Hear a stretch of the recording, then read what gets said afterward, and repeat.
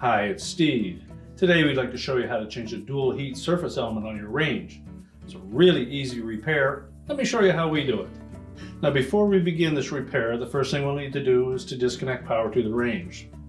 So either pull it away from the wall so that you can unplug it, or locate the electrical panel, turn off the appropriate breaker, or remove the appropriate fuses. And once we've done that, we're then going to take that main top completely off of the range so that we can change out the part. So now that we've disconnected the power, we'll open up that door and we're going to remove two screws that secure that main top to the body of the range. Typically they're a 1/4 inch hex head screw, and they may also have a Phillips insert on them as well. Now with the retaining screws removed, we'll next lift up on the front edge of that main top. Just pull it slightly forward. And once we expose the harness connector at the back, we can disconnect it there. Simply depress the two locking tabs.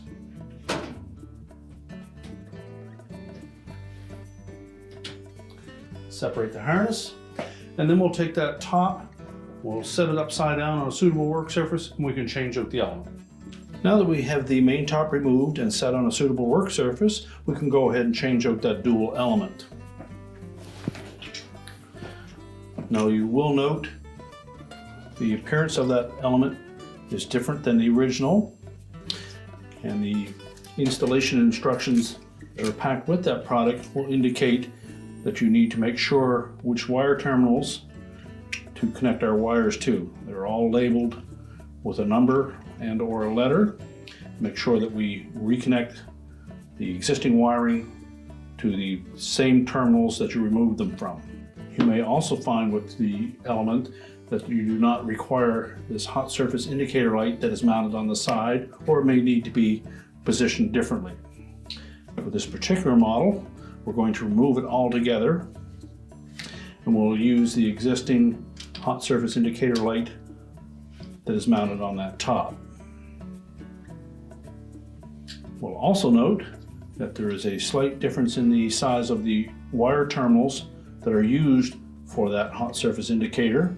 On the original element, on this particular model, they are 1/4 inch spade terminals.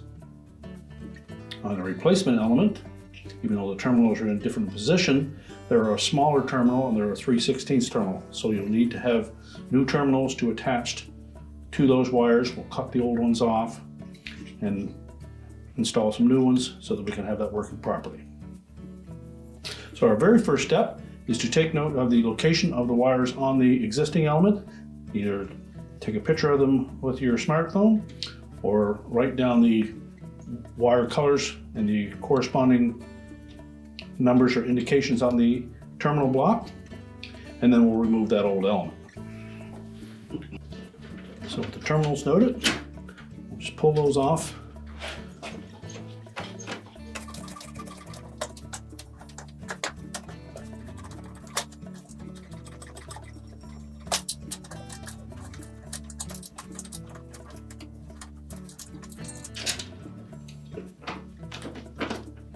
You may find some of these on quite snug, and if that's the case, take either a flat blade screwdriver and gently pry them off, or use your pliers and pull them off.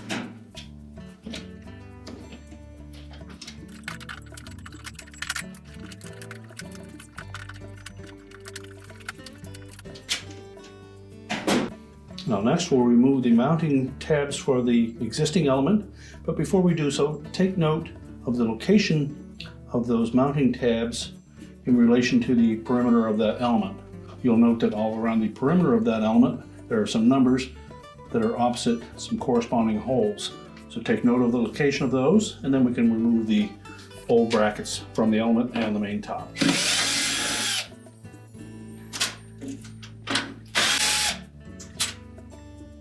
We can then lift away the old element and discard it, and we'll take that opportunity to clean the bottom surface of that main top. Now next we'll position our new element onto the top.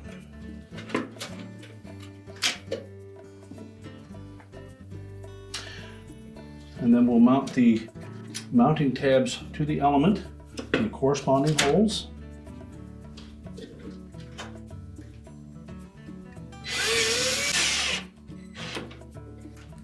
And then we can attach the brackets to the main top.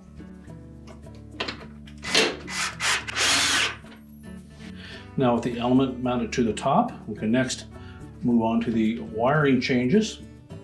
We'll begin by removing the terminal for the hot surface indicator light, if your model does not use this style, and then we'll discard it. Next, we'll reconnect the wiring to the new element, taking note of the terminal numbers. And if you find any of those connectors fit on too loose, simply take your pliers and crimp them slightly. Or if you have a damaged terminal end, you'll need to replace it. It's important that these connectors fit on nice and tight. Again, take note of the terminal numbers and make sure that we attach the wires to the same terminal numbers that they were on the previous element.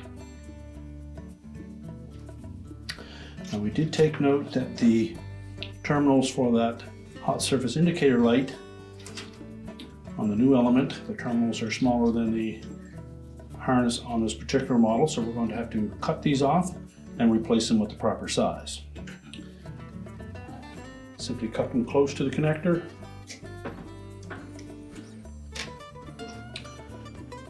Strip back about 1/4 of an inch of the insulation.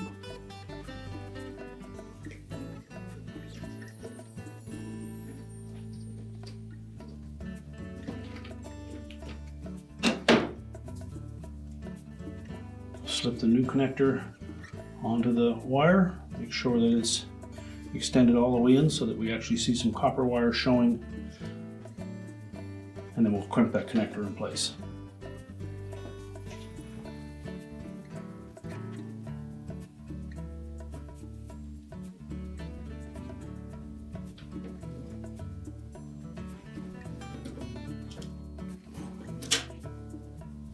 Now we'll need to do the same for the opposite side. You'll note on this particular model, we actually have 2 wires attached to that terminal, so we'll have to cut them both.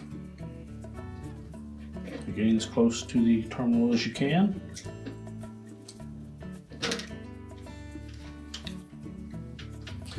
And we'll need to strip back insulation from both of these wires.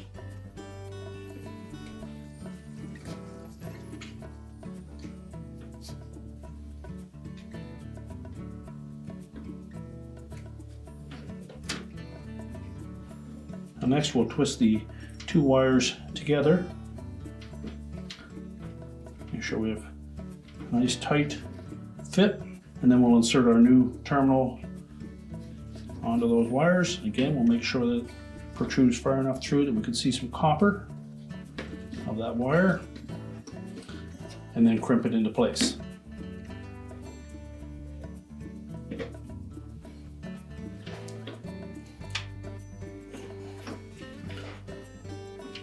And then reconnect those wires to the new element.